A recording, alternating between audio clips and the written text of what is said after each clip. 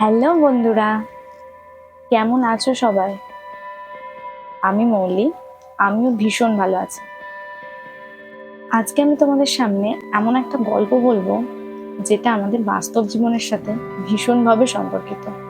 দেখবে বাস্তব জীবনের সাথে গল্পটা ভীষণ একদিন একদল ব্যাঙ বনে ঘুরতে যায়। গভীর বনে একটা বড় গর্তও ছিল। সেই দলের মধ্যে দুটো ব্যাঙ সেই গর্তে পড়ে যায়।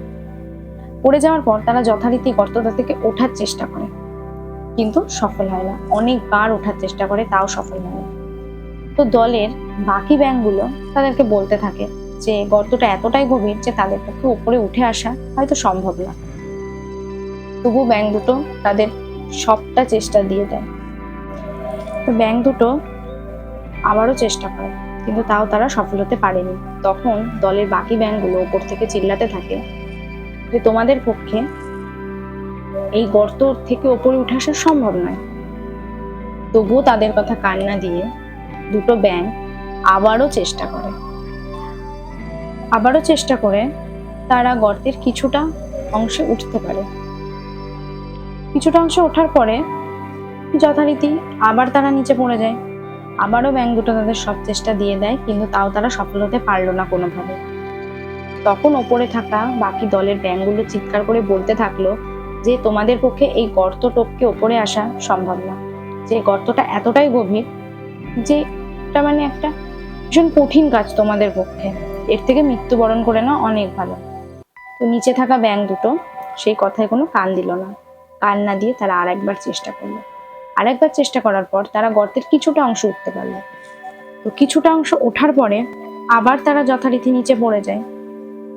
তখন আবারও দলের বাকি ব্যাঙগুলো তাদেরকে বলতে থাকে যে তোমরা বৃথা চেষ্টা করছো। এই চেষ্টা করা পুরোটাই জলে, কারণ এই কঠিন রাস্তাটা তোমাদের পক্ষে পেরোনো সম্ভবই না। তো দুটো ব্যাঙের মধ্যে একটা ব্যাঙ তাদের কথা শুনে না।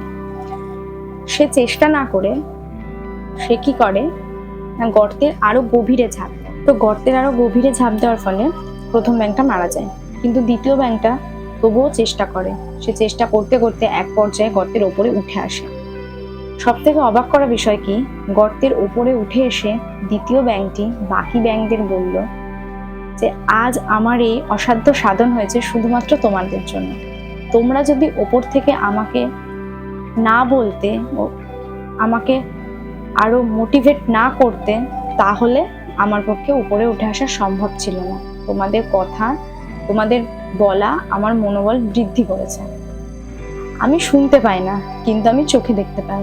আমি নিচ থেকে দেখছিলাম, তোমরা ওপর থেকে বলছিলে কিছু একটা, নিশ্চয়ই আমাকে উপরে উঠে আসার কথাই বলছিলে তোমরা। যাই হোক, তোমাদের ধন্যবাদ, তোমাদের জন্য এই অসাধ্য সাধন হয়েছে। তো ফাইনালি এইটা থেকে আমরা কি বুঝতে পারলাম?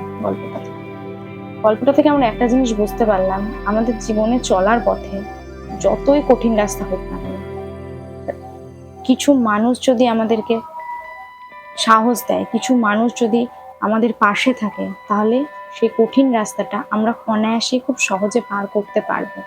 কিন্তু একদল মানুষ এটাও থাকে, সে কঠিন রাস্তাটা তোমাকে পার করার আগেই তোমার মনটা পুরো ভেঙে দেয় যে তোমার পক্ষে এটা সম্ভব না, তুমি বৃথা চেষ্টা করছো এটা। তাই কারণ নেতিবাচক কথায় কান না দিয়ে নিজের লক্ষ্যে এগিয়ে যাও। জীবনের সফলতা একদিন অবশ্যই আসবে। তো যাই হোক, এটা আমার প্রথম ভিডিও, জানি না কেমন হয়েছে। তো তোমরা কমেন্ট করে জানিও কেমন হয়েছে। তোমাদের সাথে এইরকমই আরো একটা গল্প নিয়ে হাজির হব নেক্সট ভিডিওতে। আজকের জন্য এইটুকু।